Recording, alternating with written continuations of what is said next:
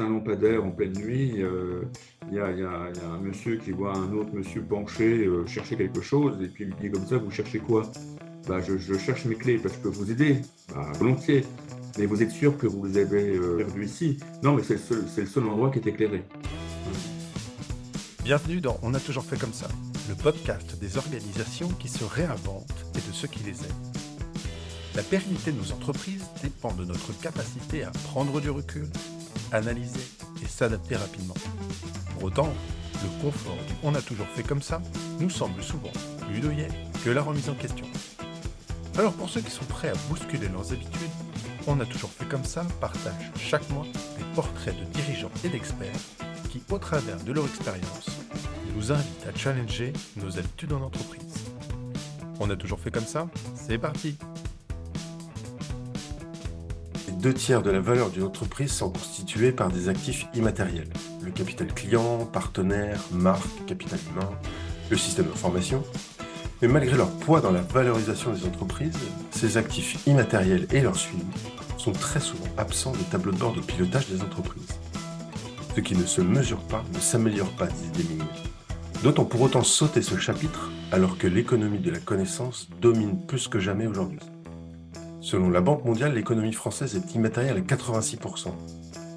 Et aujourd'hui, nous recevons Sylvain Tiget pour parler de la capitalisation et la valorisation des savoirs en entreprise. Bonjour Sylvain. Bonjour, bonjour Guillaume. Sylvain, vous êtes le fondateur du cabinet OPCG et spécialiste dans la capitalisation des connaissances, c'est ça? Oui, exactement. Et Exactement. vous avez... Depuis plus de 20 ans, en fait, maintenant. Ouais. D'accord. Et vous avez, plus récemment, en tout cas, écrit ce livre également, Capitaliser et valoriser les savoirs. Ouais. Est-ce que vous pourriez justement nous parler un peu plus en détail de votre parcours sur ces 20 années, de ce que vous avez rencontré comme challenge autour de la capitalisation des savoirs justement en entreprise? Ben, en fait, c'est venu tout simplement du terrain, hein, du terrain des entreprises, des ateliers. Effectivement, j'ai plutôt travaillé au départ dans l'industrie, et effectivement, la question qui se pose, notamment lorsque vous avez des équipes postées qui fonctionnent, donc qui vont fonctionner sur les mêmes lignes de fabrication, qui vont travailler sur les mêmes produits, et qui vont tourner 7 jours sur 7, 365 jours sur 365.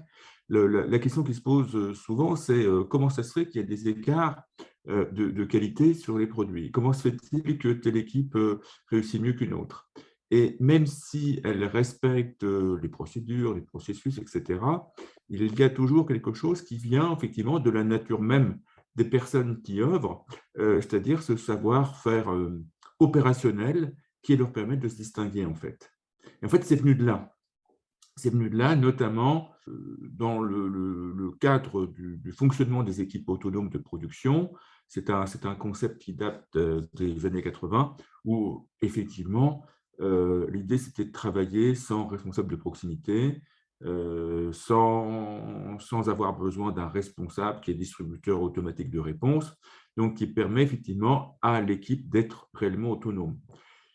Et la question de la connaissance s'est tout de suite posée parce qu'effectivement, bah, tiens, le produit il est comme ça, il s'est passé ça, comment je fais? Bah, la plupart du temps, les équipes ont les réponses. Simplement, c'était informel, en fait. Alors, il y a 40 ans de ça, ce n'était pas très grave parce que, il y avait comment dire, des équipes dont les effectifs étaient suffisamment important. Aujourd'hui, je raconte, hein, dans l'ouvrage, aujourd'hui, le monde a changé, le monde est devenu de plus en plus complexe, le turnover est de plus en plus important et les compétences sont devenues rares. Ce qui fait que les équipes sont beaucoup plus tendues et effectivement, comment dire, cette question de la connaissance informelle entre les équipes ne suffit plus. Il est vraiment nécessaire que l'organisation puisse s'en emparer pour effectivement maintenir le niveau de qualité. Vous avez parlé d'expérience dans l'univers plus industriel, mais ce que je comprends, c'est que les problématiques de la connaissance se posent quel que soit le secteur d'activité et quel que soit le métier peut-être au sein de l'entreprise. Ah oui, effectivement, là aujourd'hui, je travaille plus dans le milieu hospitalier. La question est la même. La question est la même. Heu, quand l'ouvrage est sorti, mon médecin traitant, on a eu connaissance et il me dit: «Mais comment se fait-il?» Je ne parle pas de la, connaissances qui concernent le contenu de médecine générale, et par exemple, comment aborder la relation avec un patient lorsqu'il s'agit de lui annoncer une mauvaise nouvelle, ben ça, c'est pas transmis. Mmh. Voyez-vous, c'est toujours la même question. On le problème, enfin, la question que je rencontre depuis des années, au niveau de l'organisation, c'est que, vous êtes électricien, vous êtes comptable, bah, voilà, l'organisation pense que la personne en question détient automatiquement un corpus de connaissances correspondant et quoi qu'il arrive, elle va s'en tirer, si je puis dire. Ben non, parce que c'est pas si simple que ça et effectivement, moi, j'ai remarqué que effectivement 2 électriciens, 2 mécaniciens et cetera, c'est pas parce qu'ils font le même métier, que les connaissances sont les mêmes et alors bien sûr, dans 80 des cas, bah, globalement, il y a un ensemble de savoirs, élémentaires qui sont détenus, qui vont leur permettre effectivement de faire le travail. Mais notamment lorsqu'il y a des dysfonctionnements ou des anomalies, c'est là que, ces personnes-là vont avoir besoin d'autres connaissances qui vont leur permettre de les résoudre et le problème aujourd'hui, c'est que nous sommes alors est-ce que c'est un effet du numérique, hein, ou de ce qu'on appelle aussi le digital? La question, c'est que les personnes se sont hyper spécialisées, ce qui fait que chacun, est dans son précaré, dans sa fonction et du coup, les interfaces ne se font pas ou pas bien et les personnes ont beaucoup plus de difficultés à résoudre des problèmes. Mmh. Très bien, je comprends. Est-ce que vous pourriez justement la connaissance en entreprise, est-ce que, vous parlez notamment de pépites dans le livre. Est-ce que vous pourriez nous donner des exemples de ce que peut être la connaissance dans une entreprise? J'imagine qu'il y a plein de formes différentes. Bah, une pépite, c'est pour ça que je reprends ce mot, qui est d'ailleurs utilisé enfin, avec d'autres significations. C'est quelque chose qui est enfoui. C'est quelque chose qui a de la valeur et qui est enfoui. Donc, il va falloir aller la dénicher. Donc, c'est pas automatique. Donc, au niveau de l'organisation, bah, déjà, il va falloir développer quelques ressources pour aller la chercher, pour la révéler aussi. L'idée, une pépite, il va falloir elle est brute au départ. Donc, Mmh. il va falloir l'usiner, il va falloir la polir, il va falloir la transformer quelque part pour qu'elle devienne utilisable.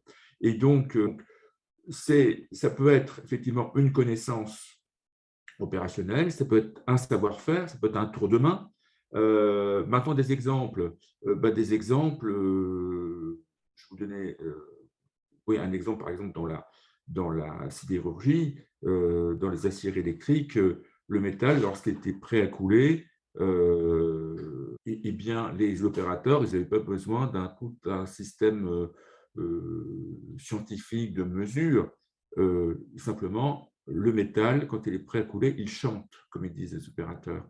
Ben, en fait, il suffisait d'enregistrer avec un système de son un peu fiable, et puis ensuite décréter tous les parasites pour reconnaître en fait ce que c'est que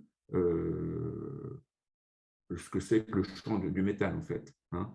Voilà, vous voyez, tous ces savoir-faire opérationnels qui vont vous permettre effectivement de réussir une pépite. Tiens, nous étions en période de fête.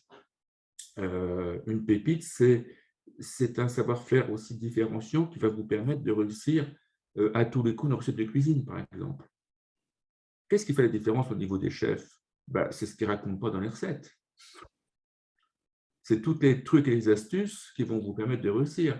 Je prends l'exemple, si vous voulez, si vous réalisez une crème anglaise, hein, je dois le raconter dans l'ouvrage. Bah, la crème anglaise, effectivement, vous pouvez aller sur Marmiton chercher la recette. Bah, pour autant, il y a des chances que ce ne soit pas réussi. Pourquoi? Parce que c'est écrit enlever du feu la crème lorsque la crème nappe la cuillère en bois. La plupart du temps, ça a trop chauffé, puis les gens ont fait des grumeaux. Donc, en fait, je me souviens, j'étais dans une entreprise agroalimentaire et à table, je ne sais plus, la conversation vient, et puis un des ingénieurs dit c'est simple, hein, si tu veux tout le temps la réussir à 100%, dans 100% des cas, c'est simple, tu l'as cuit dans un bain-marie. Ça, c'est écrit nulle part. C'est ça, vous voyez, la connaissance opérationnelle. Alors, certains vont dire c'est les trucs, c'est les astuces, peu importe. C'est vraiment ce qui permet de réussir, en fait.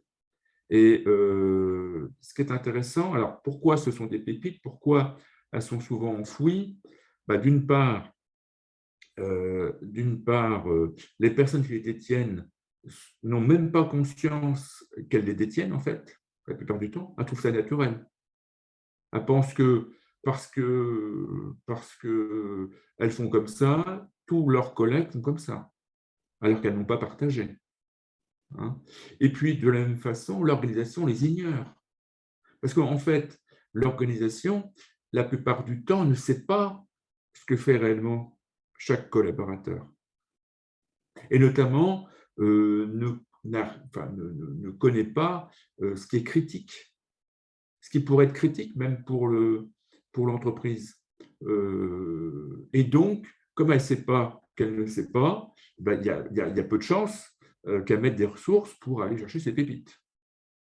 Voilà. Alors, vous allez me dire, comment fait-on? C'est simple. Comme les pépites, on ne va pas les chercher, bien elles sont perdues.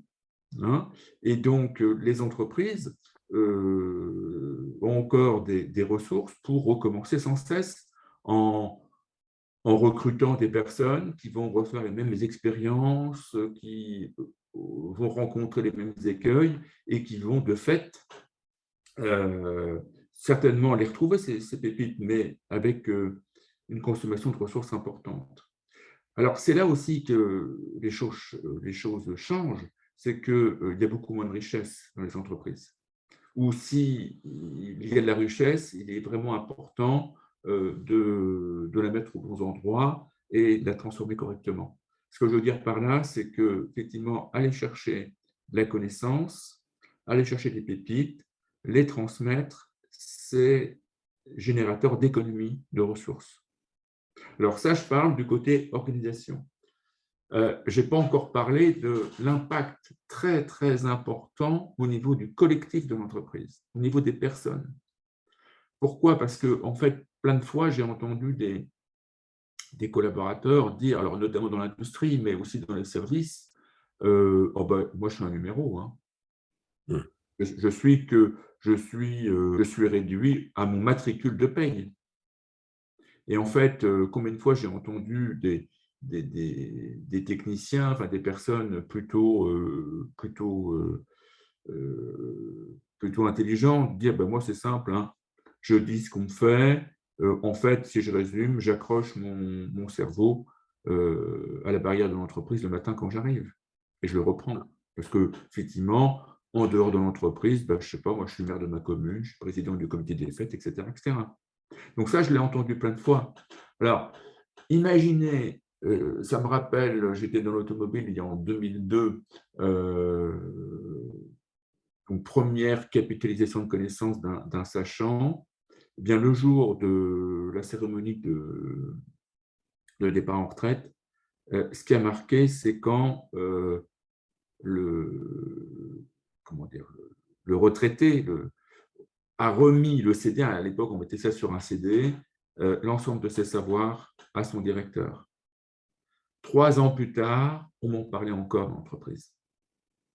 Mais pour une fois, tu as vu, le salarié est reconnu. C'est vraiment la question de la reconnaissance qui se pose en fait, au niveau d'un collectif. Il y a même des entreprises qui ont fait appel à nos services en n'y croyant pas, en se disant, c'est un bon coup, effectivement, pour recréer du lien dans le collectif. Alors, effectivement, ça crée du lien, ça crée la reconnaissance, et après coup, elles se sont aperçues, effectivement, de l'efficacité, effectivement, de la capitalisation, en fait. Voilà, je ne sais pas si j'ai répondu. C'était très clair, merci. Et justement, je profite de ça, Heu, il y a certainement des cas aussi où les salariés ne souhaitent pas partager justement ce qui peut-être fait, leur différenciation par rapport à des collaborateurs, quoi.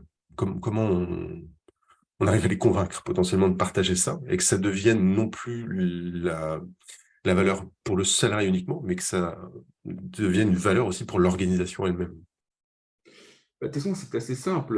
Il y a plein de fois, il y a des salariés qui au départ ont refusé de transmettre. Pourquoi? Parce que dans leur tête, tout simplement, c'est leur assurance chômage. Si je dis tout, maintenant je suis remplaçable. Hein, vous pouvez me licencier et puis recruter à nouveau. Donc ça, c'est effectivement, c'est tout à fait humain.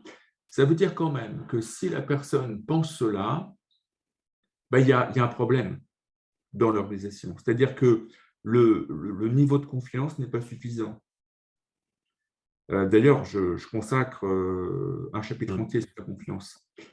Ben oui, parce que s'il n'y a pas de confiance, ben rien n'est possible. Je rappelle qu'effectivement, une opération de capitalisation ne peut se faire que s'il y a un niveau de confiance, que si les personnes sont volontaires. Si les personnes ne sont pas volontaires, ce n'est pas la peine. Hein, ce n'est pas la peine d'essayer. Alors moi, je suis direction d'entreprise. S'il n'y a pas de volontaire, c'est que je me pose réellement des problèmes. Ça veut dire que le management est défaillant. Ça, c'est clair. Alors, après, comment y arriver? Ben, c'est simple, en disant, vous ne voulez pas, ce n'est pas grave. Vous avez certainement 1000 raisons de ne pas vouloir. Mais quand même, au bout d'un petit moment, surtout quand on commence dans un atelier, les personnes qui sont absentes donc, du processus vont quand même aller voir ce qui s'y fait, Mmh. vont commencer aussi à écouter. Puis au bout d'un petit moment, quand même, ça va les embêter, ça va les ennuyer de ne pas participer. Parce qu'à la fin, l'idée, c'est de créer un socle commun de connaissances auquel chacun aura participé. Puis je dis, moi, toujours la même chose. Euh, En fait, là, il s'agit de donner, effectivement, de donner quelque chose, de donner, mais je vais recevoir aussi. Et quelque part, au-delà de l'opération du moment, je rappelle quand même qu'une carrière, ça a commencé par recevoir lorsque les personnes ont intégré l'entreprise. On leur a transmis des choses, on leur a donné des choses, les anciens leur ont donné, donc maintenant, c'est leur tour, je dirais quelque part. Et sans qu'il y ait de chèque, hein, parce que plein de fois aussi j'ai entendu combien vous payez pour qu'on transmette. Je rappelle simplement que tout ce qui est fait sur le temps de travail comment dire, est considéré comme du travail et il n'y a pas de plus à avoir, sauf si la connaissance fait l'objet derrière d'un dépôt de brevet. Là, selon les conventions collectives, il peut y avoir une prime de brevet Mmh. ou Très une bien. prime de dépôt, hein, mais Oui, donc tout à fait exceptionnel. Moi, j'ai rencontré 2 fois. Hein. Voilà. bien. Voilà. Du point de vue Donc, de c'est la comme ça qu'on y arrive. Il ne faut surtout pas, l'idée, c'est plus vous allez, si la direction, le management, quelque part, contraint les personnes à capitaliser, elles vont le faire parce qu'elles sont dociles. Bon, mais elles vont rester sur des généralités et le contenu de connaissance n'aura aucune valeur parce que ce qui sera sorti sera déjà connu, en fait. mmh, je comprends. Du point de vue de la direction, hem, est-ce qu'il y a des intérêts qu'on peut citer et qui pourraient motiver justement une direction à entreprendre ce travail de capitalisation des connaissances? Bah, comment dire, peut-être une des premières raisons, c'est de réduire les risques. Mmh. C'est réduire les risques, j'en parlais, La non-qualité, voilà, j'en parlais tout à l'heure, c'est réduire les risques de non-qualité, c'est réduire les risques aussi de sécurité, parce que certainement que les opérationnels mettent en place parfois des choses qui sont encore plus efficaces en matière de sécurité que ce que demande l'entreprise. Et puis, c'est tout simplement en matière de… C'est une sécurité économique parce qu'en fait, l'idée, c'est de transformer ce qu'on appelle le capital humain dans ce qui est détenu à la fois par les collaborateurs et par la direction en actif organisationnel, c'est-à-dire ce qui est détenu par l'entreprise. Alors, pour être clair, c'est tout ce qui reste dans l'entreprise lorsque tout le monde est parti le soir. Parce que je mets toujours au défi une entreprise, une organisation, même si elle est bien sûr certifiée, ISO, etc., de pouvoir travailler uniquement avec les procédures qui existent. Donc l'idée, c'est de mettre au coffre, si je puis dire, les connaissances, alors pas toutes les connaissances bien sûr, parce que d'ailleurs ce ne serait pas possible, mais les connaissances qui sont critiques, les connaissances qui sont à valeur ajoutée et qui assurent, enfin ce sont celles qui assurent effectivement la satisfaction du client final. Voilà, c'est ça qui est intéressant. Et notamment toutes les connaissances qui sont liées au contrôle. Voilà. C'est ça. Alors, donc, voilà, ça permet… Donc, et du coup, parce que l'entreprise a créé ce contenu qui est détenu au niveau de l'organisation, bah, c'est ça qui va lui donner de la valeur, en fait, au niveau des parties prenantes, au niveau, et au niveau des actionnaires, bien sûr. Alors, je vais le dire autrement. Aujourd'hui, dans des PME, vous avez des fonds d'investissement qui viennent effectivement valider que l'entreprise détient effectivement des connaissances, des actifs immatériels qui sont tangibles. Ou je vais le dire encore autrement, ils viennent vérifier ces fonds que l'intangible est devenu tangible, en partie. Voilà. Et c'est ça qui donne de la valeur à l'entreprise, en fait. Et autre avantage, notamment dans ce monde VUCA dans lequel nous sommes, dans ce monde tout à fait complexe où l'inédit devient presque la norme, hein, quelque part, hein, quand on voit le confinement, quand on voit la guerre en Ukraine, quand on voit le réchauffement climatique, etc., eh bien, s'occuper de ces ressources, en prendre soin comme le jardinier qui prendrait soin de son terreau avant de semer, bah ça permet à l'entreprise d'être beaucoup plus réactive en fonction du contexte. Et notamment, quand elle a identifié des connaissances spécifiques différenciantes, ça lui permet, par exemple, de mieux innover.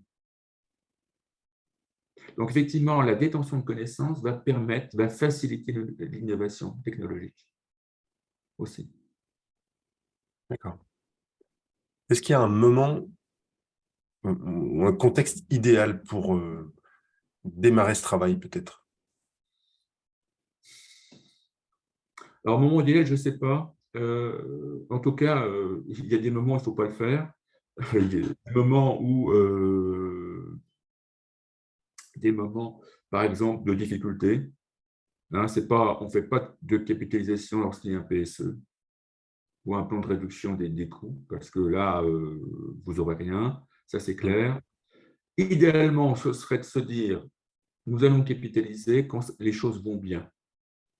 Quand notamment, et pourquoi pas capitaliser pas les compétences critiques, mais capitaliser déjà ce qu'on fait bien et ce que nous sommes nombreux à connaître et à détenir. Parce que si on le fait, bah déjà, ça va être plus facile à mettre en œuvre parce que vous savez, en fait, la difficulté, c'est de sortir les personnes. Quand je dis sortir les personnes, c'est leur permettre d'être interviewés. Ce sont souvent des interviews de 2-3 heures, échelonnées. Alors, pour une personne, entre guillemets, pour un expert, c'est compter ça une demi-journée. Vous voyez, ce n'est pas le bout du monde. Mais déjà, quand les personnes sont vraiment bookées, c'est très difficile de les sortir. Donc, évidemment, si vous commencez l'opération avec ce qui est en fait rendu possible par l'organisation, bah, ça va être plus facile. Et derrière, vous allez pouvoir aller sur le critique. L'idée, ce n'est pas nécessairement de commencer par le critique, parce que le critique, il n'est pas atteignable. Je me rappelle un directeur des relations sociales dans un grand groupe agroalimentaire. Eh bien, on a commencé, on a dû faire 2 demi-journées. On n'est pas allé au bout parce que sa direction l'a pas libéré. Et je me souviens même le jour de son départ en retraite, il avait encore des réunions de CE. Et qu'il n'avait aucun intérêt, parce qu'il partait le soir.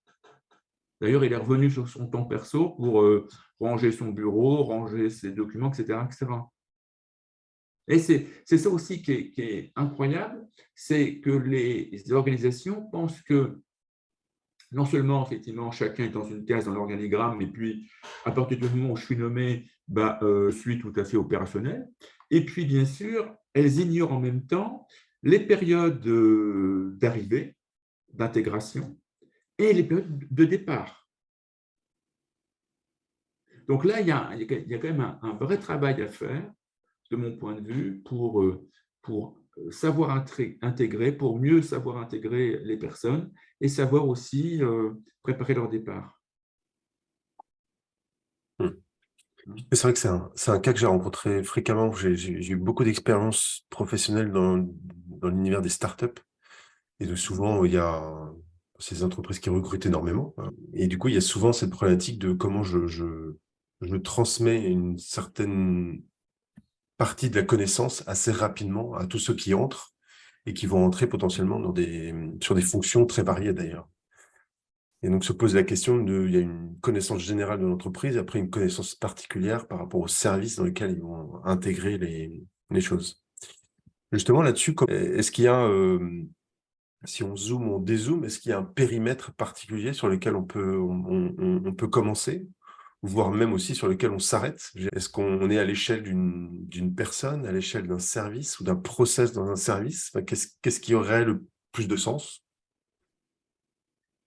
J'ai envie de dire, ça va dépendre du contexte. Simplement, moi, je sais très bien, hein, dans une équipe de direction, dans une équipe de management, les managers savent. Savent que quand je sais pas moi, Sophie sera partie ou Valentin, eh bien, ce sera difficile. Ils ne sauront pas répondre à telle question. S'il y a des problèmes, ce serait difficile pour eux. Quelque part, peut-être commencer par ces personnes, entre guillemets, dites critiques, dont les compétences sont critiques. Et puis, comme je le disais tout à l'heure, alors l'idée, c'est de commencer, c'est assez variable. Tout dépend de ce qu'on veut, en fait. Parce que ce que je n'ai pas encore dit, c'est que capitaliser la connaissance n'a de sens que si vous avez un objectif. C'est quoi l'objectif? Si votre objectif, c'est, je ne sais pas moi, c'est de dupliquer une activité parce qu'il y a beaucoup de travail, et donc l'idée, c'est de standardiser. C'est simple, vous allez aller voir les opérationnels, les personnes qui détiennent 20% des connaissances nécessaires à 80% des effets, des résultats attendus, et puis vous allez standardiser. Vous allez capitaliser pour standardiser. Voilà. Si maintenant, ça peut arriver, là j'ai le cas actuellement, dans une organisation de logement social, il y a une activité qui est spécifique et qui s'avère être stratégique, et bien là, et le savoir n'est détenu que par 4 personnes, vous allez faire des interviews de chacune d'elles, vous allez créer un contenu commun à cette équipe de 4, et ensuite vous allez vous poser la question comment, effectivement, il est possible de transmettre la connaissance capitalisée à plus de personnes, en tout ou partie, et même certainement en partie, parce que l'erreur, ce serait de dire, c'est simple, j'ai un effectif de 4, il faut qu'on passe à 8. Oui, mais on peut passer à 8 avec des jeunes, mais il est possible que dans 2 ans, 2 soient déjà partis. Donc, comment on fait concrètement? Donc, en fait, la question, c'est de dupliquer, en fait. Et l'erreur, ce n'est pas de dupliquer un pour un, je forme un remplaçant, c'est je forme plusieurs personnes, pas en totalité, mais sur des parties. Ce serait ça la petite idée, en fait. Et donc, ça appelle effectivement une nouvelle compétence de la part du management. Ben, c'est ce qui fait l'objet du dernier chapitre de l'ouvrage, c'est savoir gérer les connaissances d'un périmètre.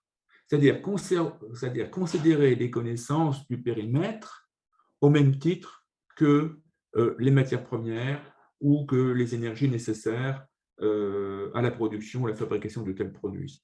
Les connaissances deviennent des ressources du même type. Et sans se dire, oui, bon, ben, ils vont savoir. Hein. Oui, non, non, non. L'idée, c'est de se dire comment assure-t-on la qualité, comment je m'assure que le client sera bien livré en qualité, en délai et en coût, sans effectivement qu'on soit obligé de rebuter la plupart la moitié des produits. Et voilà. Et quelles sont les connaissances différenciantes qui nous permettent d'être bons? Voilà. Donc ça me paraît intéressant. Et comme je le disais, peut-être aussi s'intéresser, notamment au niveau du management, s'intéresser à toutes les connaissances qui sont aux interfaces. Parce que si je prends le cas, je sais pas moi, d'un atelier de mécanique générale, le gars qui est sur une fraiseuse, bon, bah, il connaît son métier, et puis, sauf exception, bon, il y a peut-être des trucs et des astuces, mais ça peut être transmis en assez peu de temps à d'autres collègues qui font le même métier. La difficulté, peut-être, c'est sur l'assemblage. Notamment lorsque les pièces vont arriver de différents endroits, usinés sur différentes machines. Donc, peut-être que c'est l'assemblage. Peut-être que derrière, je ne sais pas, c'est la configuration avec une technologie de l'électronique intégrée, etc. C'est à chaque fois sur les interfaces. C'est sur ce que j'appelle les ponts. Alors, les ponts sur la fabrication d'un produit, mais les ponts, pourquoi pas aussi entre les services, entre même les établissements. Le pont, par exemple, ça c'est très d'actualité, entre le métier et le système d'information. En fait, je crois vraiment que les pépites et ce qui est à transmettre est sur ces endroits-là, en fait. Tout simplement parce que ça peut être observé et analysé suffisamment. Hein. Vous avez parlé tout à l'heure c'était il y a longtemps, de CD-ROM. Oui. Aujourd'hui, est-ce qu'il y a d'autres manières justement de rendre cette information accessible et la partager et la faire évoluer aussi dans le temps? Est-ce qu'il y a des outils ou des logiciels peut-être qui seraient plus pertinents pour ça? Bah, des logiciels, je n'en ai pas rencontré beaucoup. Alors évidemment, il y a le logiciel par excellence, c'est la base de données, hein, évidemment. Hein. Simplement, bah, c'est toujours limité par les capacités de l'algorithme de recherche, évidemment.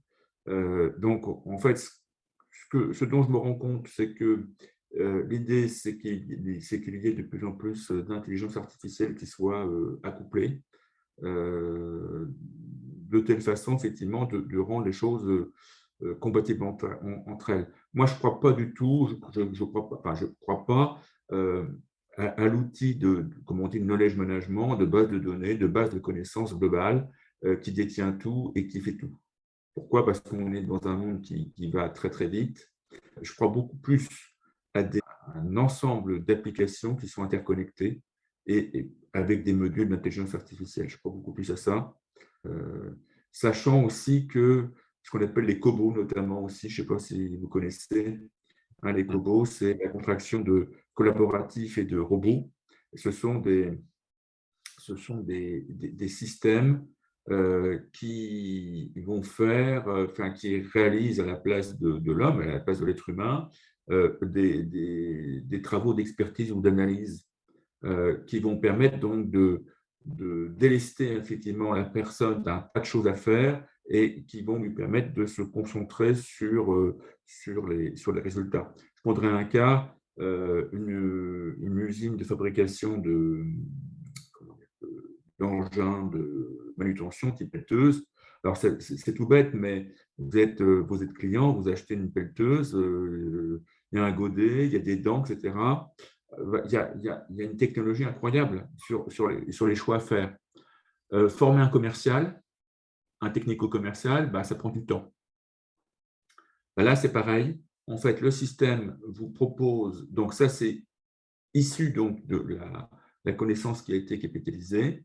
Le système propose au commercial donc, des questions à poser qui sont enregistrées et qui vont permettre, au bout du bout, de proposer en fait une alternative, une offre commerciale avec 2 ou 3 options possibles. Et à la fin, le commercial, il appuie sur le bouton, c'est imprimé et c'est envoyé directement, c'est chiffré et c'est envoyé directement au client.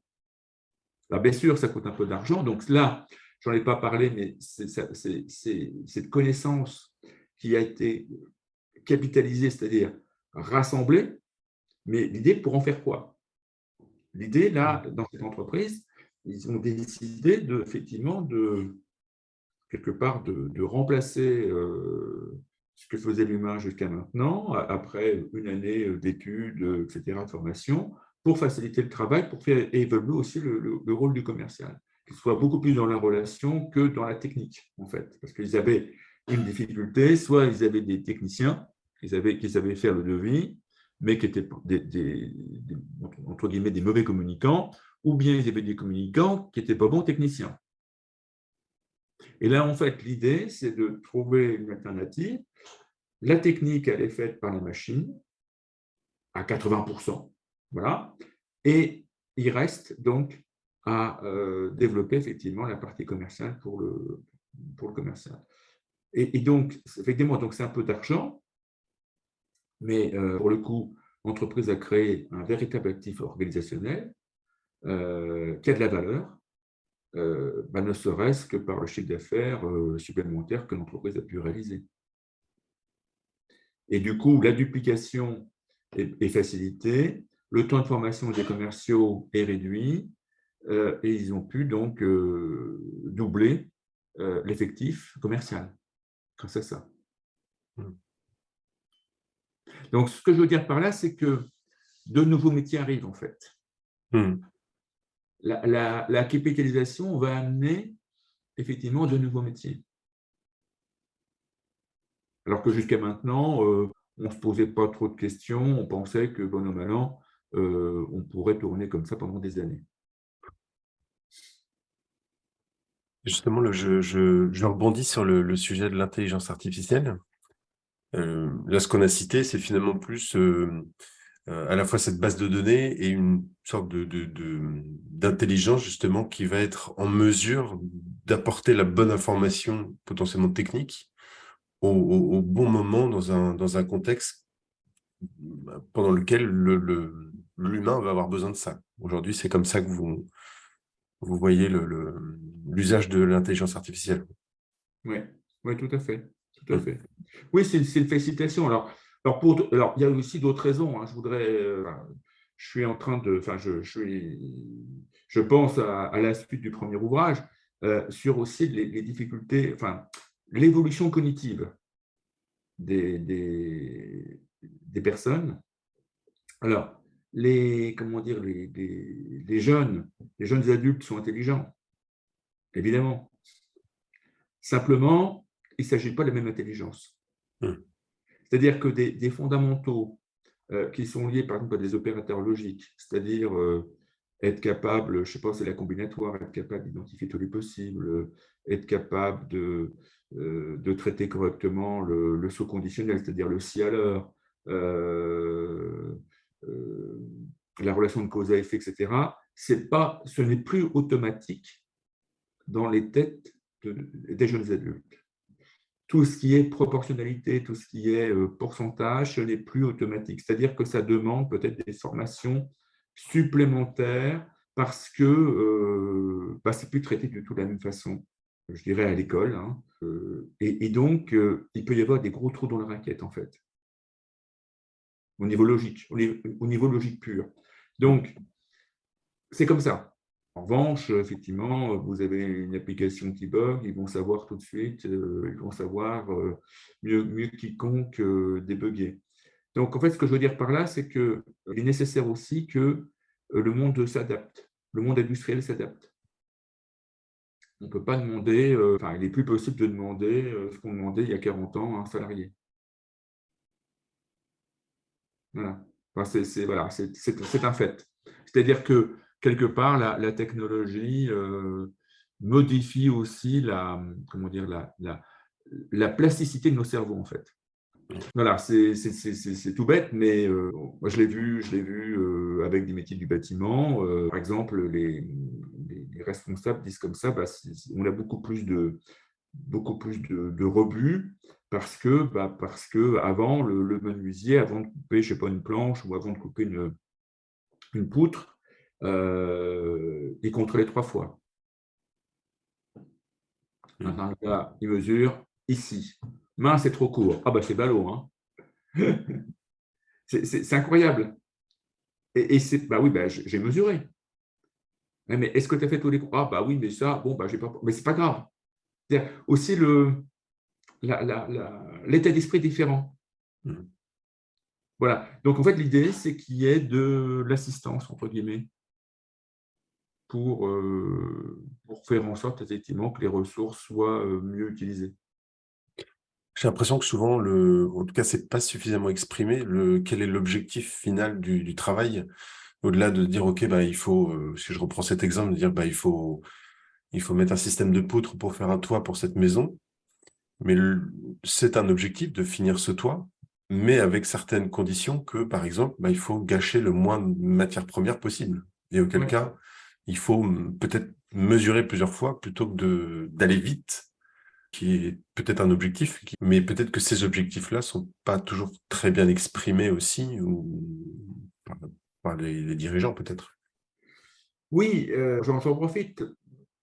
Enfin, si je construis une maison, puis effectivement que je mets effectivement, je mets des poutres, l'idée, c'est en même temps d'avoir une idée d'économie circulaire, voire sociale, voire même solidaire. C'est-à-dire que si je construis aujourd'hui une maison, et qu'effectivement je suis en train de monter les poutres, il faudrait aussi que je me dise, eh bien, comment ça va se passer quand cette maison sera déconstruite?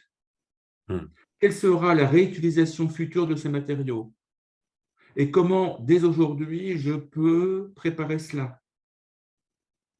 Hmm. Là, les enjeux, hein, notamment dans la construction immobilière, l'idée, c'est de se poser aujourd'hui ces questions-là. Et je pense que je connais personne qui ne serait pas intéressé par ça, en fait. Hein. Donc, la question, c'est de préparer le coup d'après. Hmm. Voilà, ça me paraît vraiment, vraiment intéressant de se poser toutes ces questions. Prendre un exemple, c'est pareil, l'étanchéité d'un bâtiment. Ben, aujourd'hui, la plupart des bâtiments qui sont livrés ne sont pas étanches, ou à l'air ou à l'eau, hein, bon, bref. Pourquoi? Parce que tout simplement, la compétence a disparu. Alors moi, ce que je vous raconte là, je le tiens notamment d'un responsable de l'entretien du patrimoine français à l'étranger, hein, au niveau national, donc une personne qui s'occupe des ambassades, des consulats, etc. Donc c'est plutôt des constructions qui ont été soignées. Enfin, je ne vous parle pas de certaines constructions à vocation sociale, hein, sur Hmm. lesquelles on fait économie sur économie. Voilà. Donc, ce que je veux dire par là, c'est qu'il y a des choses élémentaires qui ont disparu parce que tout simplement, on n'y a pas prêté attention, en fait. Hmm. L'étanchéité, ce n'est pas automatique. L'étanchéité, c'est un savoir-faire. Et ça, on ne sait pas bien. Voilà. Je crois que c'est le moment aussi de revenir c'est de revenir à des savoir-faire, par exemple des métiers manuels. Autrefois, le compagnon, il savait des tas de choses. Et malheureusement, ce savoir-faire-là n'a pas été suffisamment valorisé par les salaires. Il faut aussi dire que la plupart du temps, les travailleurs manuels étaient les moins bien payés.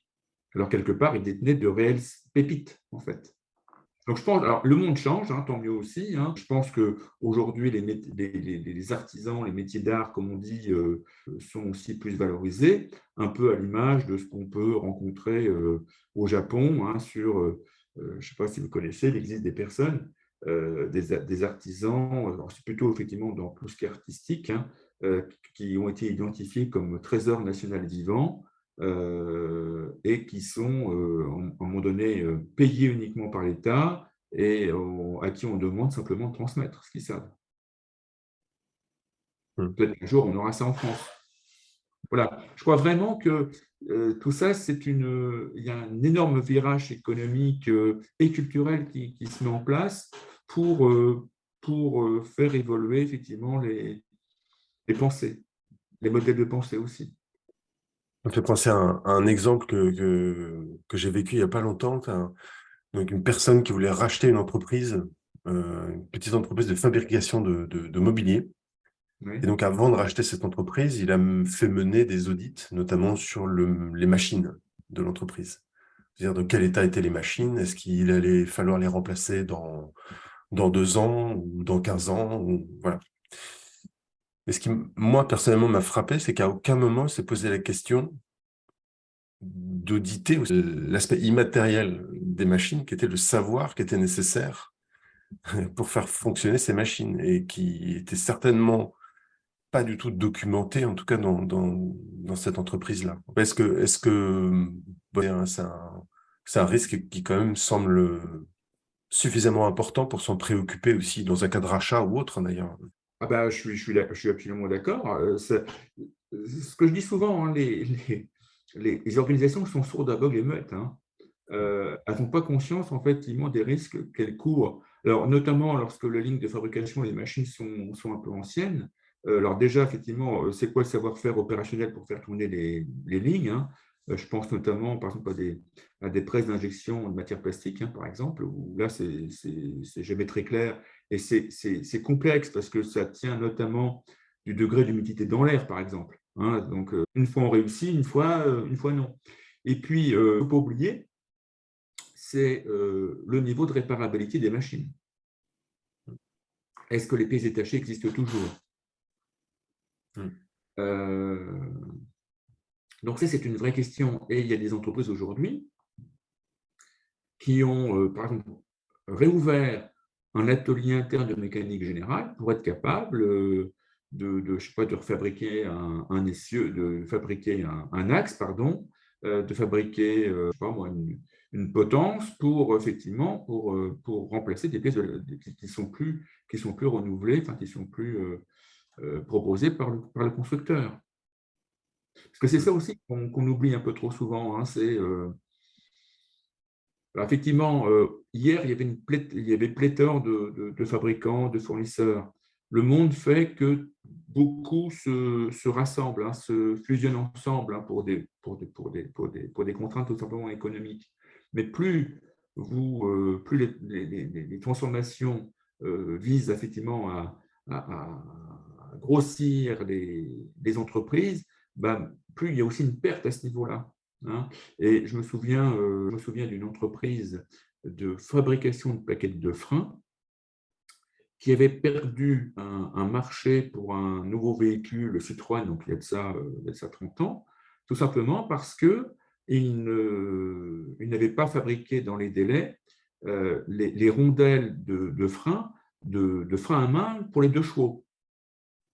Alors bien sûr, véhicule de collection, mais évidemment, ça posait pas mal de questions de fabrication parce qu'il fallait revoir les moules, il fallait, etc., faire des gros changements pour une toute petite série sur laquelle ils n'allaient pas gagner beaucoup d'argent. Ouais, sauf que le gros contrat en dépendait. Voilà. Donc, en fait, ce savoir-là disparaît au fur et à mesure. Donc, d'où cette question, c'est le degré de réparabilité des machines. Et plus effectivement, on va effectivement permettre que que les produits, que les biens durent plus longtemps, plus effectivement, on va pouvoir développer la connaissance. Vous parliez tout à l'heure des investisseurs, les repreneurs. Est-ce qu'il y a une manière de présenter cette connaissance, en tout cas ces actifs immatériels? Est-ce qu'il y a une manière que vous avez pu voir pour le présenter ça d'une manière très concrète, justement, à des investisseurs, puis des repreneurs, par exemple? C'est simple. Alors moi, je suis un ancien, alors je ne l'avais pas dit, mais je suis un ancien comptable, hein, j'ai fait l'expertise comptable. Nous avons l'habitude de présenter systématiquement le bilan comptable de l'année passée ou dans le cadre d'un rachat des 3 années passées, parce que l'idée, c'est évidemment la valeur de l'entreprise, c'est un pari, hein, sur les bénéfices futurs de l'entreprise, et donc en gros, hein, c'est à peu près 7 fois l'EBITDA, comme on dit. Et bien, c'est simple, c'est de présenter ce qu'on a déjà fait quelques fois avec des entreprises, c'est de présenter en même temps que le bilan comptable, le bilan extra-comptable, le bilan extra-financier, avec une revue des actifs immatériels, avec une pondération. Et aujourd'hui, nous avons en fait l'outillage pour évaluer chaque actif immatériel. Donc, vous avez parlé de l'actif client, il y a l'actif humain, il y a l'actif savoir, il y a l'actif organisationnel, il y a l'actif du SI, hein, le SI qui devient de plus en plus important dans une entreprise. Et ça permet effectivement d'avoir une note à la fin sur 20. Donc ça, tout le monde connaît, hein, tout le monde comprend.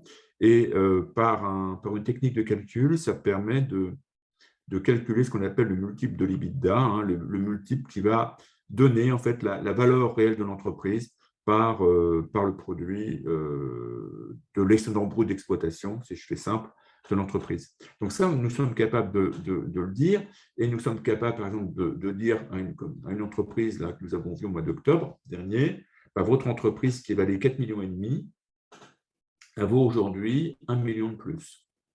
Ce qui est intéressant, c'est qu'il y avait autour de la table l'expert comptable, le notaire, la BPI, les 2 banquiers et nous. Voilà. Et ça, c'est intéressant parce que ça rassure les prêteurs, ça rassure l'actionnariat, et ça permet effectivement de rendre cohérent l'ensemble, notamment avec la stratégie d'entreprise. Voilà en fait l'idée. C'est d'aller, alors je vais le dire autrement, c'est d'ouvrir effectivement le champ du tableau de bord du dirigeant. Le dirigeant aujourd'hui, son tableau de bord, bon, je vous fais court, hein, mais c'est quoi les principaux indicateurs? C'est son chiffre d'affaires, c'est les commandes en cours, c'est les prévisions de vente là, sur aussi bien 3 mois, c'est son niveau de trésorerie, c'est l'absentéisme, c'est le turnover. Bon, puis pourquoi pas le taux de satisfaction client quand il mesure. Okay. Ça, c'est le tableau de bord global.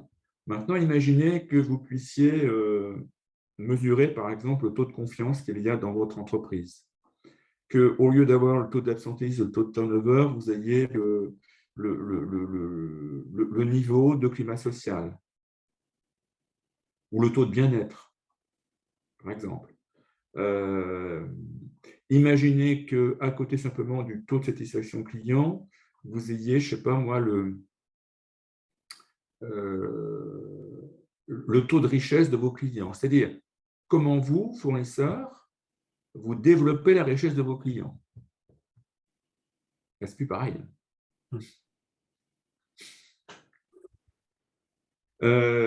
Sur le collectif, ce serait de se dire, tiens, combien, ce serait aussi d'avoir le taux de connaissance capitalisé, ou le nombre de projets en cours, etc. etc. Ça change tout, en fait, sur le tableau de bord. Et donc, le dirigeant sera beaucoup plus au fait, d'ailleurs, de son activité.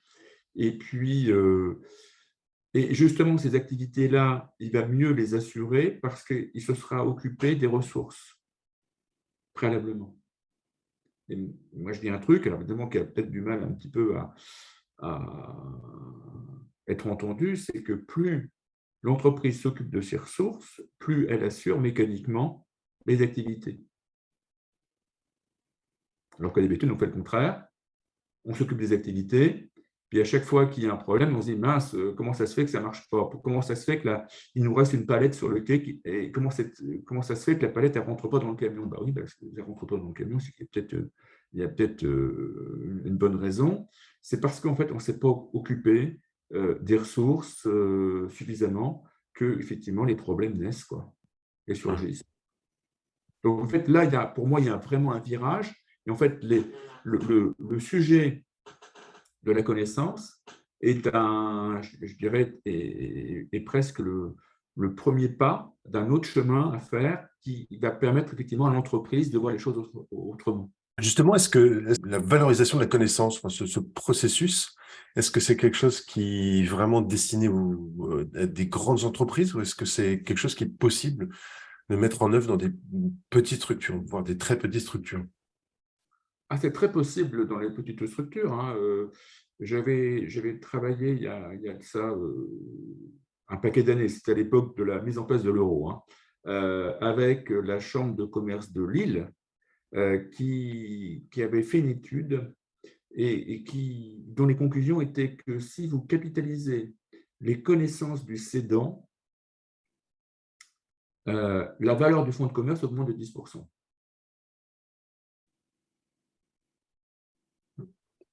Voilà. Donc, C'est motivant. c'est motivant, hein. Je suis boulanger-pâtissier, je transmets. Alors oui, effectivement, je vais avoir un livre de recettes, hein, tous les boulangers ont ça. Mais encore une fois, ce qui va être intéressant, c'est les trucs, c'est les astuces. C'est notamment tout ce qui est lié aussi à l'organisation. Qu'est-ce qui fait, quels sont les paramètres qui me permettent, par exemple, de décider de lancer une fournée l'après-midi ou pas de pain. Ça peut être ça. Ça peut être aussi quelles sont les habitudes de la clientèle. Parce qu'en fait, on sait bien qu'un boulanger, eh bien, sa performance va être non seulement sur, bien sûr, son chiffre d'affaires journalier, sa recette journalière, mais sur sa capacité à réduire les invendus. Comment je fais pour satisfaire et avoir le moins d'invendus possible? Mmh. Voilà. Ben, ça, souvent, ce n'est pas expliqué, hein. Ce n'est pas capitalisé, hein. Le gars, tu te débrouilles, hein. Voilà. Donc ça, même, vous voyez, même à ce niveau-là, c'est possible. C'est possible au niveau d'un artisan. Alors, encore une fois, peut-être qu'au niveau de l'artisan, ce ne sera pas, si je prends le cas du plombier, je vais t'expliquer comment, je ne sais pas moi, on va serrer un tuyau, etc.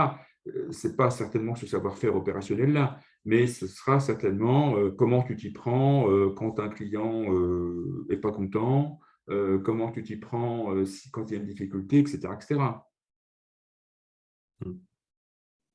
Donc, en fait, ce qui va être intéressant de capitaliser, c'est tout ce qu'il y a autour de l'activité elle-même, en fait. Quels sont les points de contrôle sur un devis, par exemple? Parce que le devis engage. Si je me suis trompé dans mon taux horaire ou dans mon nombre d'heures, bah, c'est moi qui serai en perte à la fin du chantier. Donc, comment je m'y prends pour que mon devis soit bien calculé et qu'il soit bien sûr concurrentiel par rapport à mes confrères.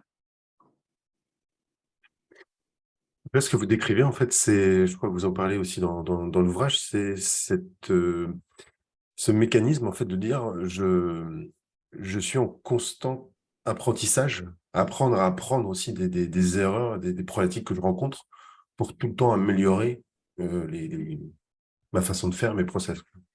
Exactement, exactement.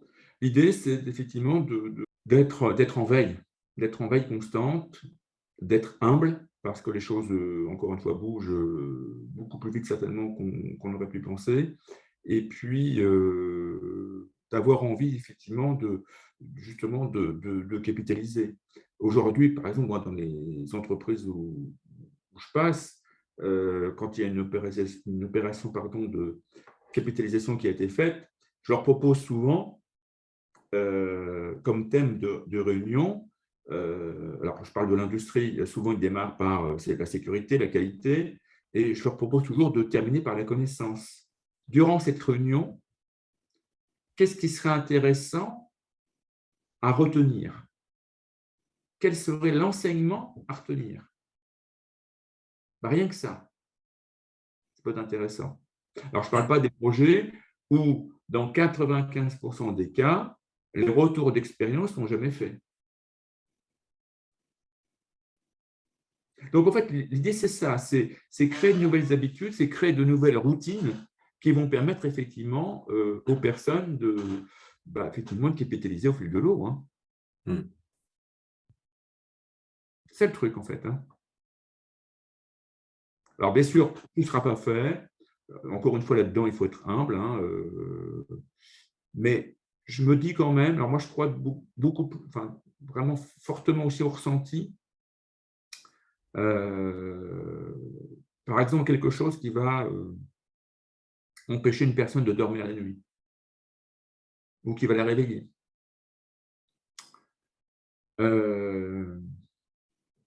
C'est certainement intéressant de se poser la question de ce qui se passe et comment il est possible de capitaliser. Donc, ce n'est pas forcément du travail en plus, mais c'est certainement être plus à l'écoute de son intelligence émotionnelle, hein, de ses émotions, de ses ressentis, puis dire, tiens, là, j'étais content d'avoir fait ce travail-là, ou nous sommes contents de ce chantier-là. Qu'est-ce qui fait que nous sommes contents, tiens? Le client était sympa. Oui, mais pourquoi le client était sympa? Voilà. Et en grattant, eh bien, vous allez voir que tout ça, c'est de l'expérience. Hein, tout ça, c'est de l'expérience. Et tout simplement, vous allez expliquer, par exemple, au client ce qui va être fait au fil de l'eau. Alors que souvent, on a pris l'habitude de faire le travail et puis de dire au client à la fin, c'est fait, au revoir. Maintenant, si vous lui expliquez, un peu, vous savez, comme dans le monde hospitalier, dans le monde des EHPAD, le soignant qui est là, qui fait la toilette à la personne, qui va lui dire, écoutez, maintenant, je vous prends le bras et puis je vais vous passer le gant de toilette. Et maintenant, je vais vous faire le dos. Quand vous prévenez, hein, ça pourrait être un peu la conclusion de ce moment, c'est capitaliser la connaissance va développer le soin de l'autre, prendre soin de l'autre. La satisfaction à la fois du client et du salarié aussi. Exactement. Pourquoi? Parce que si je prends soin de l'autre, je prends soin, bien sûr, du client, je prends soin de mes collègues, partage le bon puis le mauvais, parce que c'est bien, hein, dans le travail, il y a du bon puis du mauvais. Je prends soin de mon responsable, hein, je ne le mets pas devant le fait accompli ou je ne lui cache pas des trucs sous le tapis. Je prends soin de mon organisation, par exemple, je ne vais pas baver sur mon entreprise en dehors de l'entreprise. Hein, voilà. Eh bien, tout ça va faire au bout que je vais être serein parce que je sais que mes collègues feront la même chose pour moi. Voilà.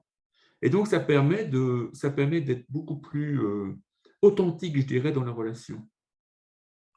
Et quand il y a des choses qui ne sont pas claires, on va se les dire. J'ai vu, par exemple, il y avait des problèmes de qualité, réalisés par certains. Ce n'est pas parce qu'ils voulaient faire la non-qualité, parce qu'ils pensaient qu'en faisant comme ça, c'était bien. Donc, il suffit de leur montrer qu'il est possible de faire autrement et que c'est plus confortable et que c'est meilleur. Et puis, bien sûr, automatiquement, ils vont changer de posture. Sauf que ce qui est très important là-dedans, c'est comment. Si vous leur dites tu fais un travail nul et puis on va t'expliquer comment il faut faire, évidemment, la personne va se braquer. Donc, c'est pour ça que le soin de l'autre, pour moi, c'est le continuum du partage de la connaissance. En tout cas, ça en fait partie et ça permet effectivement d'être tout à fait en phase avec cette histoire cette notion de confiance dont je parlais tout à l'heure. Ça me fait penser, vous en parlez dans l'ouvrage justement de cette posture du manager, et notamment du manager coach. Et ce que je comprends là, c'est que notamment, enfin en tout cas de mes expériences, c'est quelque chose qui est souvent absent. C'est-à-dire que le manager est notamment celui qui devrait être à l'initiative de la capitalisation de la connaissance dans son périmètre à lui déjà, mais aussi donner cette capacité de recul et de se dire: «OK, ben, qu'est-ce qui a fonctionné, qu'est-ce qui a pas fonctionné?» pour réalimenter systématiquement la boucle, en fait. Et j'ai l'impression que ce serait, enfin ma compréhension aussi là-dessus, c'est que ce serait, une super manière de faire avancer son équipe, mais aussi l'individu à titre personnel qui va en retirer quelque chose, de se poser des questions sur ce qui a fonctionné, ce qui n'a pas fonctionné. Et du coup, justement sur cette notion de manager coach, vous en parlez dans l'ouvrage, comment vous voyez cette position, dans l'entreprise, enfin son importance? Bah, effectivement, c'est cette capacité à la fois être en position hélicoptère Mmh. et puis à la fois être en prise avec le terrain. Alors, quand je dis en prise de terrain, c'est savoir ce qui s'y fait sans être en capacité de remplacer le collaborateur. Hein, parce que souvent, dans la culture super industrielle, le bon chef, hein, c'est celui qui sait me remplacer. Bon. Oui, Donc, ça, il y a une c'est… citation dans votre livre, je crois, hein, qui est, «Donner la capacité au manager de gérer non pas des activités, mais des hommes», je crois. Oui, ou des Mmh. ressources. Mmh. Voilà. Mmh. C'est toujours la même chose. Si je prends soin, si par exemple, enfin, dans le discours, c'est assez facile à dire, mais en fonction des prestations ou des produits que mon périmètre délivre, j'identifie assez finement, assez précisément les savoirs et les savoir-faire correspondants.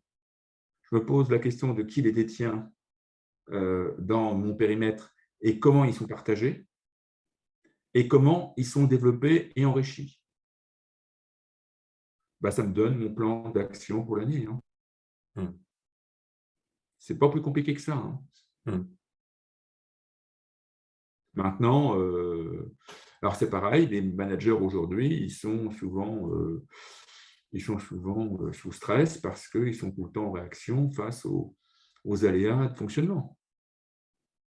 Le fournisseur, il n'a pas livré, comment on fait? La machine est en panne, il y a Pierrot qui est absent ce matin, pas de pot, et cetera. C'était le seul qui était capable de changer le filtre, et cetera, et cetera. C'est que ça, en fait, hein. Et en fait, ils sont transformés la plupart du temps en solutionneurs de problèmes. Et ils travaillent beaucoup, hein. J'ai beaucoup de respect pour Mmh. les responsables, et ils travaillent beaucoup. Ben oui, parce que l'organisation n'est pas efficiente, quoi.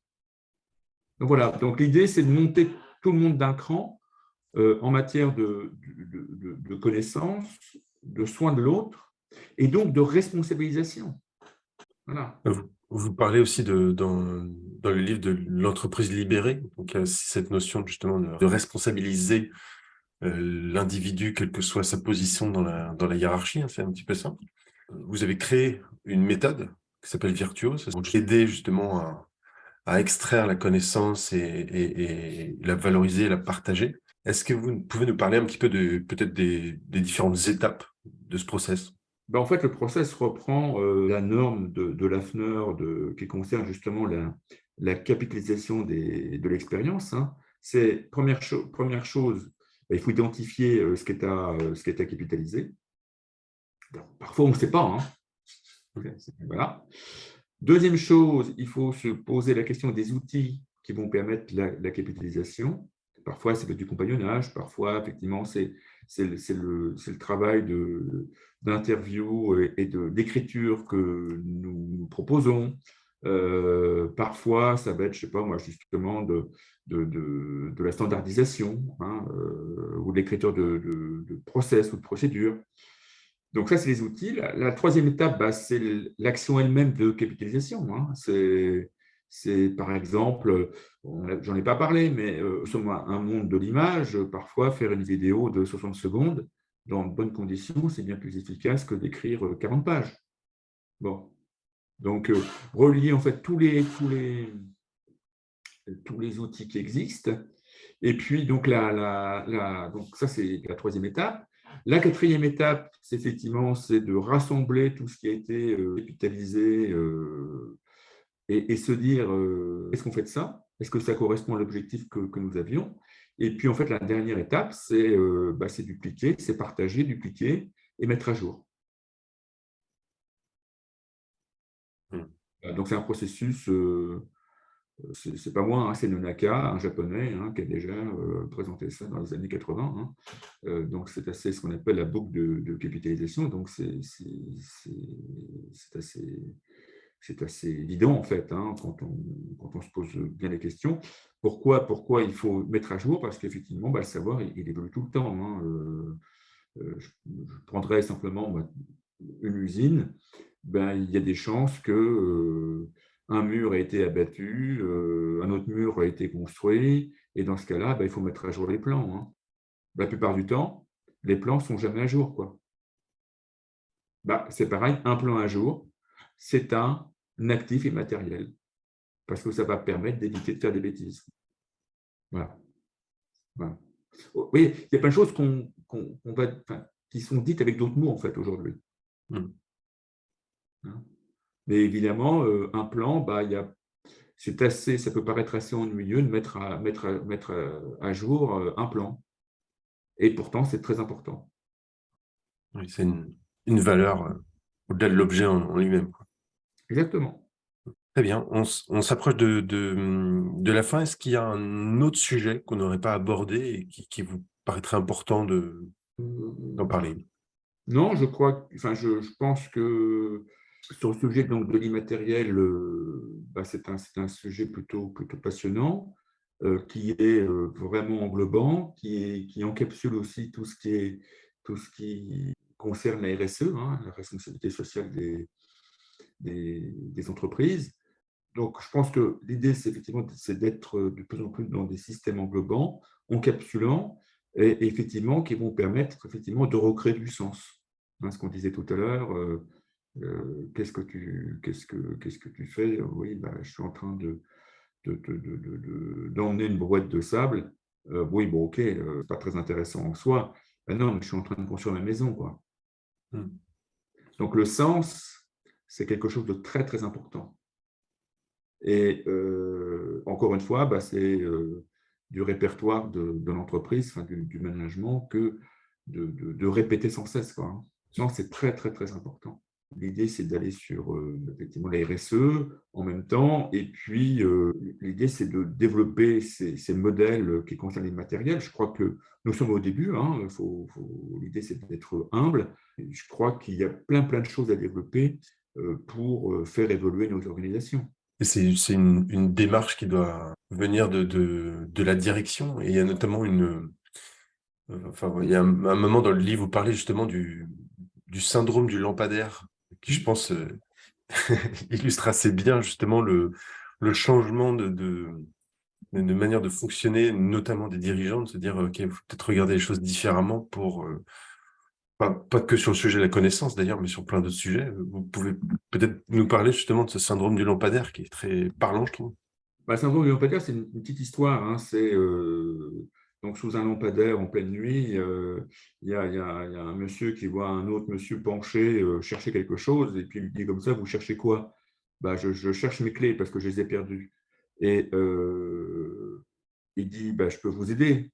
Si vous voulez, avec volontiers. Mais vous êtes sûr que vous les avez perdues ici? Non, mais c'est le seul endroit qui est éclairé. Et donc, c'est ça le syndrome du lampadaire. Dans l'organisation, en fait, est censé exister uniquement ce qui est mesuré par les métriques de l'entreprise. Voilà. Donc, effectivement, on est capable de compter des produits, des quantités physiques, on est capable de compter des euros, on est capable de compter des jours de présence ou des jours de formation. Ça, c'est facile. Mais compter, par exemple, mesurer, je le disais encore tout à l'heure, un niveau de confiance, mesurer un niveau d'entraide, mesurer la qualité la qualité apportée à un produit ou à un client en dehors des réclamations faites, hein, parce que ça, c'est facile. Hein. Souvent, on mesure la qualité par une qualité pour moi, qui n'est pas du tout adaptée. Donc voilà. Donc, c'est ça le syndrome de lampadaire. Nous avons eu l'habitude d'utiliser des indicateurs de mesure pensant qu'on couvre tout. Ben non. Il existe d'autres choses à mesurer. Puis on le sait bien, en fait. Je parlais tout à l'heure de réunion. On pourrait simplement demander à des fins d'amélioration continue le ressenti de chacun à la fin de réunion. Comment vous avez vécu la réunion? Je ne parle pas de ce qui s'est dit. Hein, je ne parle pas, mais est-ce que je me suis ennuyé, par exemple? Est-ce que ça a été sympa? Est-ce que je me suis senti respecté, etc. Autrement dit, la météo. Est-ce que je suis soleil, nuage ou pluie? Rien que ça. En fait, contrairement aux idées reçues, tout peut se mesurer. Il suffit de le mettre en place. Et quand un manager, par exemple, ose mettre en place ce type de météo dans une réunion, ben, il progresse énormément. Hein. Voilà, c'est aussi simple que ça. C'est tordre le cou quelque part aux habitudes pour en prendre de nouvelles qui sont plus écologiques, plus efficientes et plus responsables. Par exemple, c'est, je ne sais pas moi, la réunion, au lieu de faire 2 heures, a fait une demi-heure, mais chacun est présent à l'heure, et puis vos PC restent fermés et vos smartphones aussi. C'est difficile, ça. Hein. Voilà. Voilà. Ma dernière question pour conclure, donc le thème du podcast, c'est « On a toujours fait comme ça ». Si vous aviez une baguette magique, est-ce qu'il y a une vieille habitude ou une mentalité? Est-ce qu'il y a quelque chose que vous souhaiteriez voir évoluer justement dans les entreprises? Ce qui serait intéressant, effectivement, c'est que les directions prennent plus la mesure du terrain. Autrefois, il y avait des stages ouvriers destinés aux ingénieurs qui arrivaient dans les usines, hein. Mais bien sûr, on oublie vite. Ce qui serait intéressant de temps en temps, c'est que chaque membre de la direction, je ne sais pas moi, fasse une demi-journée, une journée par an sur le terrain. Ne serait-ce que ça. Oui, il y a un principe dans le Lean Management notamment qui propose ça, enfin, le Gemba Walk, qui est justement d'aller sur le terrain, voir comment ça se passe et discuter avec les gens sur site. Ouais. Ouais, mais quand je dis sur le terrain, je me souviens chez un bailleur social, la question se posait, est-ce qu'il fallait mettre dans les parties communes des robinets avec de l'eau chaude? En disant quand même les gardiens, enfin, bon, quand même, c'est luxueux. Ouais. Je me souviens d'une responsable de département qui est arrivée un 2 ou un 3 janvier matin, alors qu'il y avait moins 3 degrés dehors, donc vous imaginez, les parties communes, il ne faisait pas très chaud non plus, mais c'était bien content d'avoir l'eau chaude. Hein. Et c'est là qu'ils ont dit non, ce n'est pas une option, c'est obligatoire et c'est nécessaire partout. Hein. C'est un manque de respect que de laisser que de l'eau froide. Et en plus, c'est plus efficace. Et il y a toujours cette idée, est-ce que c'est bien nécessaire, entre guillemets, est-ce qu'il le mérite? Voilà. Et ça me paraît très, très, très important de se poser les vraies questions et de se mettre à la place des personnes concernées. Et pas simplement 5 minutes, parce que 5 minutes, je ne joue rien. C'est passer quand même un temps qui soit conséquent. Alors, bien sûr, peut-être pas une semaine, mais une demi-journée, par exemple, ça peut être intéressant. Hein. Dans les lieux de vente, par exemple, la position debout. Hein. Ça paraît, ah bah oui, ils sont debout, bah oui, mais quand vous êtes debout en 8 heures, bah, c'est pas pareil. C'est pareil dans les usines, on ne se rend pas compte. Vous savez, quand les montres, les podomètres sont arrivés, bah, certains membres de la direction avaient du mal à reconnaître que certains de leurs collaborateurs, des techniciens ou des chefs d'équipe, par exemple, faisaient jusqu'à 22 km sur un poste. Un marathon par jour, un semi-marathon par jour. Ah bon? Bah, tu te promènes. Non, voilà. C'est ça aussi, hein, c'est une meilleure reconnaissance, effectivement. Et puis, on pourrait se dire aussi, pourquoi pas, que de temps en temps, des personnes du terrain aillent voir ce que fait la direction. Hein. Hmm. En fait, c'est ça. La plupart du temps, c'est on ne se connaît pas et on se raconte des histoires sur ce que peut faire l'autre. Et donc, ça crée des conflits. Merci beaucoup, Sylvain. Vraiment conversation très, très intéressante, très enrichissante. Donc, je leur parle de votre livre que j'ai vraiment apprécié. C'était vraiment très intéressant, très riche et très concret. Merci encore, Sylvain. Très bien, Guillaume. Au revoir. Bye bye. Merci, au revoir. J'espère sincèrement que ce témoignage vous incitera à expérimenter de nouvelles choses dans votre entreprise. Une toute petite action suffit souvent à initier de grands changements. Si vous trouvez ce podcast utile, n'hésitez pas à le noter et surtout à le partager autour de vous. Pour un nouvel épisode qui va bousculer nos habitudes, je vous dis à très vite dans On a toujours fait comme ça.